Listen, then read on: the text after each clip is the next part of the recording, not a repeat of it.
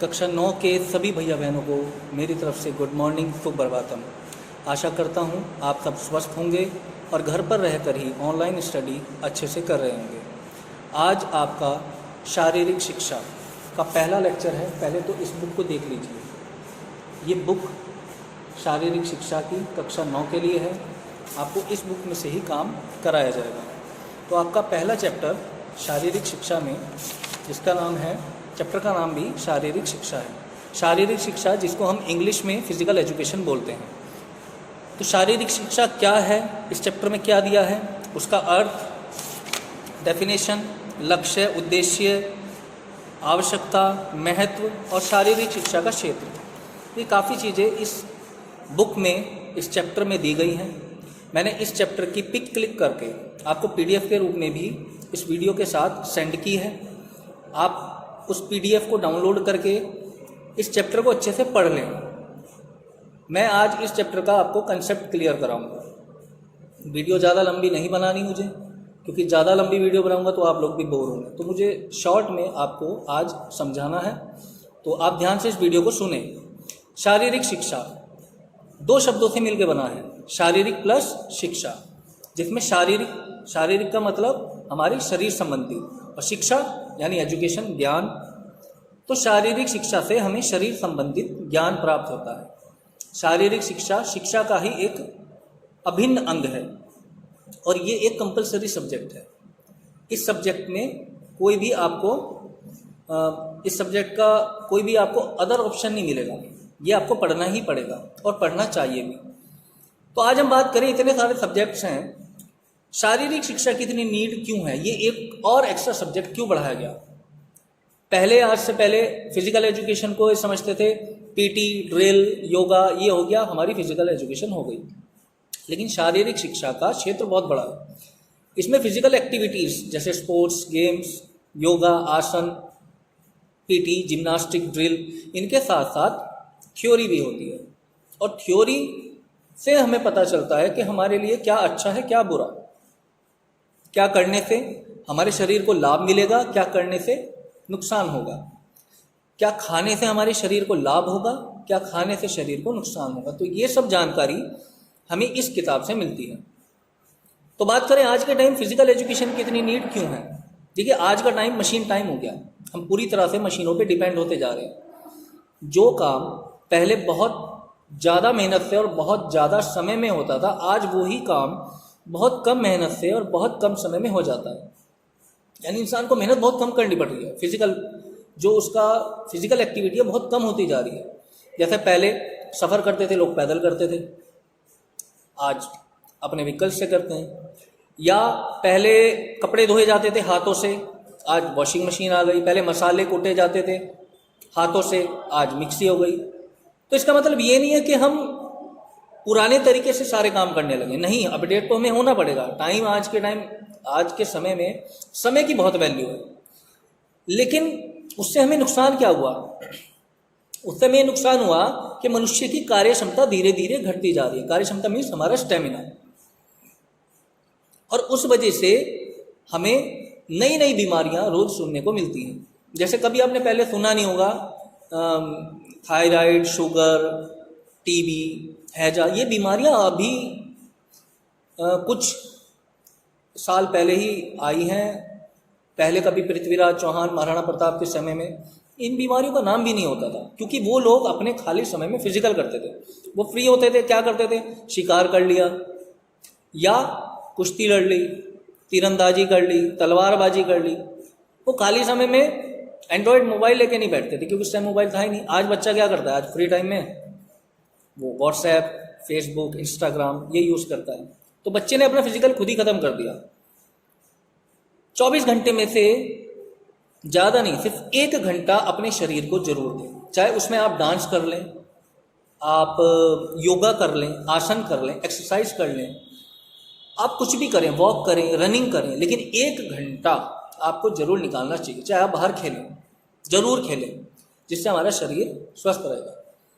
तो आज के समय में शारीरिक शिक्षा की इतनी आवश्यकता हमें इसलिए पड़ी कि हमारी कार्यक्षमता घट गई। कार्यक्षमता कैसे घटती है, अब मान लो मैं आपको ग्राउंड में बोलूँ आज रनिंग करनी है, तो आप 100 मीटर, 200 मीटर, 400 मीटर, हद में हद 1 किलोमीटर रनिंग कर पाएंगे और थक जाएंगे। लेकिन अगर मैं आपको रोज रनिंग कराऊं और 1 महीना रेगुलर प्रैक्टिस कराऊं तो आप 1 महीने बाद आप 5 किलोमीटर, 10 किलोमीटर भी रनिंग कर सकते हैं, क्योंकि आपकी कार्य क्षमता बढ़ गई, आपका स्टेमिना बढ़ गया। लेकिन आज हमारी कार्य क्षमता घटती जा रही है क्योंकि हम मशीन्स पे डिपेंड हो गए हैं, इसलिए नई नई बीमारियां हमें रोज सुनने को मिलती है। और लेटेस्ट जिसने सबको परेशान किया है, कोविड-19। तो शारीरिक शिक्षा के माध्यम से हमें वो ज्ञान प्राप्त होता है, वो नॉलेज मिलती है जिससे हम अपनी बीमारियों से लड़ सकें, अपने शरीर को स्वस्थ रख सकें, जो कि हमारे लिए अत्यंत आवश्यक है। शारीरिक शिक्षा के अर्थ की बात करें, शारीरिक शिक्षा का अभिप्राय शरीर को स्वस्थ एवं निरोगी रखने से है। शारीरिक शिक्षा को कुछ लोग पीटी भी कहते हैं। पीटी शब्द अंग्रेजी भाषा के फिजिकल ट्रेनिंग का संक्षिप्त रूप है, जिसका अर्थ है शारीरिक प्रशिक्षण। खेलकूद तथा जिम्नास्टिक को भी शारीरिक शिक्षा कहा जाता है। वास्तव में ये तो शारीरिक शिक्षा के सिर्फ कार्यक्रम है, इसका क्षेत्र बहुत बड़ा है। शरीर को स्वस्थ रखने के लिए इन सभी शारीरिक क्रियाओं के सामूहिक रूप को शारीरिक शिक्षा कहा जाता है।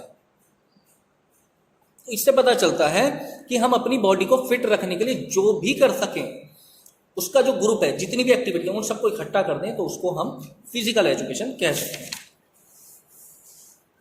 लक्ष्य उद्देश्य शारीरिक शिक्षा क्या है? बालक बालिकाओं में शारीरिक, मानसिक तथा भावनात्मक दृष्टि से योग्य, गतिशील तथा सक्षम बनाना, व्यक्तिगत और सामाजिक गुणों का विकास करना, चरित्र निर्माण और उन्हें आदर्श नागरिक बनाना, स्वास्थ्य के प्रति जागरूक रखना, बालक बालिकाओं में सहयोग, सहनशीलता, अनुशासन, नेतृत्व शक्ति, उदारता, विनम्रता आदि गुणों का विकास करना, खेल भावना विकसित करना, स्वस्थ प्रतिस्पर्धा की भावना जागृत करना, मनोरंजन प्रदान करना, खाली समय का सदुपयोग करना और आध्यात्मिक विकास करना। ये सब शारीरिक शिक्षा के लक्ष्य और उद्देश्य हैं। महत्व के बारे में बात करें तो शारीरिक शिक्षा के महत्व को निम्न प्रकार से हम समझ सकते हैं। कुछ पॉइंट्स बता रहा हूं। जैसे बालक बालिकाओं में सहन शक्ति का विकास होता है। शारीरिक शिक्षा माध्यम से हमारे सहन शक्ति बढ़ती है। विभिन्न अंगों का सदनुलित विकास होता है। मोटापे पर नियंत्रण में बहुत हेल्पफुल होती है फिजिकल एजुकेशन। मानव को शारीरिक, मानसिक, संवेगात्मक तथा सामाजिक दृष्टि से समर्थ बनाती है। शरीर स्वस्थ तथा निरोगी बनता है।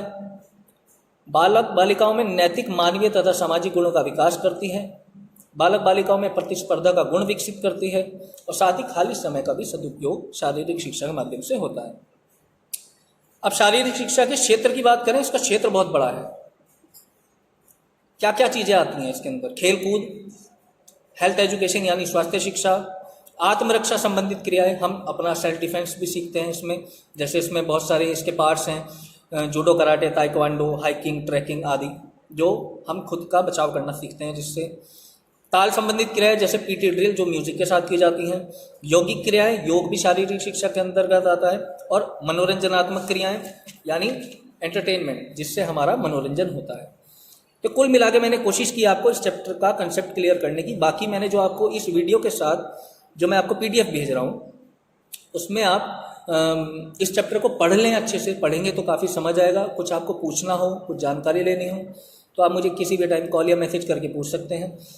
इसके जो बहुविकल्पीय क्वेश्चन है, ये देखिए, ये जो मैंने पीडीएफ भेजी है ना, इसमें बहुविकल्पीय मैंने मार्क करके भेजे, ये कॉपी में जरूर करने हैं।